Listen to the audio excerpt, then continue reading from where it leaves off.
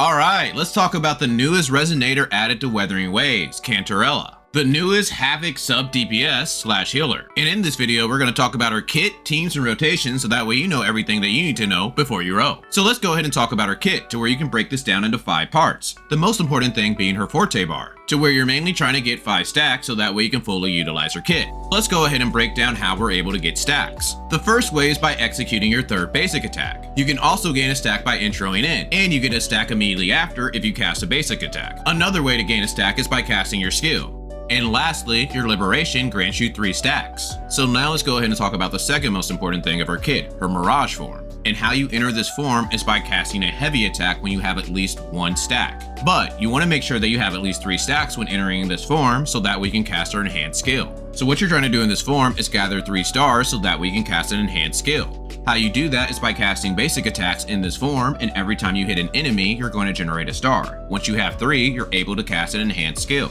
But if you cast a basic attack in this form and you don't hit an enemy, you won't generate a star. This is generally why you want to try to go in this form with 5 stacks. So now that we know about her Mirage form, let's go ahead and talk about her skill, because there's 3 different forms. Before entering Mirage form, casting the skill just generates a stack. Inside Mirage form, when you cast a skill, you're going to debuff the enemy, slowing them down, also enhancing Cantarella's damage. And once you successfully do 3 basic attacks on your enemy, you're going to be able to cast an enhanced skill. But make sure you time this properly, because the enemy can knock you away, causing your enhanced skill to miss. Bringing us to her liberation, to where it's going to immediately give you 3 stacks. You also get additional damage through coordinated attacks every time you or your teammates inflict damage for 30 seconds. And the last thing about her kit is her Concerto generation. When you intro into Cantarella, it allows her to get a buff to where she's able to get Concerto from Echo skills. She can do this 6 different times. And her skill cast in Mirage form count as Echo skills as well as her liberation. So if you're doing her rotation properly, you should be able to max this every time, allowing her to quickly swap to her hyper carry.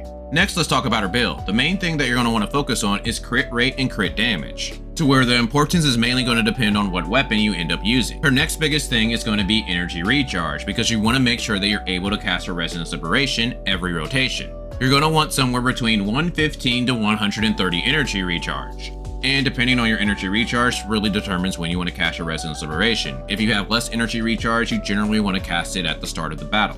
And the other main stat that she's looking for is basic attack damage. So now let's go ahead and talk about her Echoes, where she has quite a few sets that she could use. The first set that you might want to consider is Midnight Veil. This is due to the fact that it's going to greatly increase her damage. But as I mentioned earlier, she does have a strict energy recharge requirement, so depending on your rows, you might want to consider some of the other sets. For the boss Echo, you're going to want to use Lorelei, since it increases the Havoc damage and basic attack damage of the resonator it's equipped to. For the next set, you might want to consider Imperium Anthem. The reason being is that the 2-piece increases the energy recharge, and the 5-piece greatly increases the coordinated attack damage, but it also increases the active resonator's attack by 20%, making this Echo set great for the team since it increases everyone's attack, and it also makes Cantarella's coordinated attack damage stronger. For the boss Echo, I would use Hectate just to further increase her coordinated attack damage. And lastly, we have Moonlit Clouds, to where this is also going to increase her energy recharge, and the 5-piece is going to increase the attack of the incoming resonator. For the boss Echo, you're going to want to use the Phantom Empyrean's Heron, to where casting is going to increase the active resonator's incoming damage, but this is one of the reasons why this is the last pick when it comes to Echo sets. When she's in a Mirage form, it's a little difficult to activate this Echo,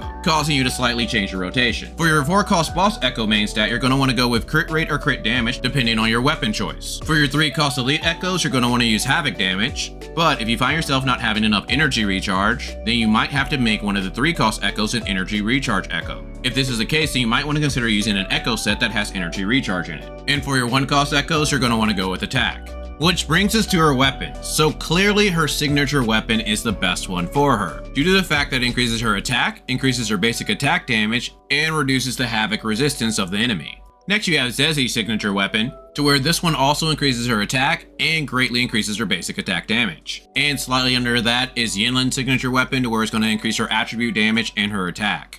And the weakest signature weapon is Phoebe's, due to the fact that you're not able to proc its effect because she does not do Spectral Frazzle. But Phoebe's weapon is slightly better than the standard weapon due to the fact that it does not provide crit rate, but this weapon does provide energy recharge and basic attack damage, making it not a terrible choice for her. And for the 4-star weapon, you can consider using the Battle Pass weapon due to the fact that it gives crit rate and increases her attack. Next, let's focus on her skill priority. You mainly want to focus on her forte, her skill, and then her liberation. And then her basics and her intro, you could leave at level 6. Which brings us to her teams. Now, since she is a sub DPS, she's basically looking for a hyper carry to support. The first one being Camellia due to the fact that she's going to increase the incoming resonators, havoc damage, and skill damage by quite a bit. But this is not a perfect fit due to the fact that you have other 5-stars like Rocha, which works perfectly for Camellia, especially when it comes to grouping. Or you can use Sanwa, which greatly increases her basic attack damage and has lower fill time than Cantarella. Another hyper carry that she can support is Carlotta. Now this is due to the fact that her outro increases skill damage, just like Zezzy. But like Camellia, Zezzy is the ideal choice for Carlotta. On top of that, she also provides more coordinated attack damage than Cantarella. And lastly, a good hyper carry for her is Jinxi. Now this is due to the fact that she has coordinated attacks and she does provide skill damage. But just like Carlotta, Zezzy would be a stronger choice in this team. But if you're using Carlotta on one side of the tower and Jinxi on another, then you can't use Zezzy for both teams, making this one of her best teams. Now you can use her with other characters like Don Jin or Havoc Rover, but it's definitely not a requirement. And when it comes to healers, your ideal choice is Shorekeeper, of course using the Rejuvenating Glow set, with the boss echo being Fallacy of No Return. And your second choice would be Verena. But Cantarella can also heal herself, so she could use the Rejuvenating Glow set and take the place of a healer, but this is not recommended, due to the fact that most healers are just going to provide better buffs in that slot. Alright, so now let's go ahead and talk about her sequences. S1 provides a 20% damage increase due to the fact that it buffs her skill. On top of that, it provides a nice quality of life due to interruption resistance by allowing you to cast her enhanced skill much easier. S2 is one of her biggest buffs by giving a 36% increase, only being beaten out by S6 by allowing you to cast an extra instance of Jolt and greatly increases the power of Jolt. S3 is slightly lower than S1 by giving an 18% damage increase due to the fact that it's mainly only increasing the resonance liberation damage. S4 slightly increases her healing. S5 increases her coordinated attacks, but this doesn't add much damage. And S6 is her biggest buff of 37% since it increases the basic attack damage while you're in the Mirage state and it ignores the enemy's defense. So let's quickly talk about her rotation. So you want to enter into Cantarella, do a basic attack into her skill, and then you want to cast her liberation into a heavy attack, bringing you into the Mirage state. Then you want to quickly activate her skill, and then you want to do 3 basic attacks so that way you can activate her enhanced skill. Then you cast her echo and outro out to your hyper carry. And this is the rotation that you're going to use for all of your teams. So let's look at a full rotation using Shorekeeper and Carlotta as teammates. So you want to start out by using Carlotta's skill. Then you want to switch to Shorekeeper and do 4 basic attacks into a hold attack. You want to cast her skill, her echo, and then her liberation.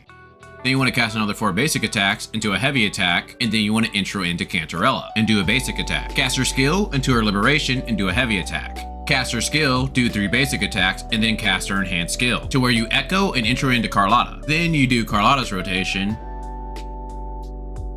to where eventually you intro into Shorekeeper, and then just repeat this rotation. In conclusion, Cantarella can be a nice addition to the account, but it is not a must pull since there are more dedicated supports currently in the game. But if you enjoy her playstyle, you can definitely find a home for her. So with all that, you should know everything that you need to know before you roll. So let me know down in the comments, are you rolling for Cantarella? Are you waiting for those future characters? But other than that, I'll talk with you guys later.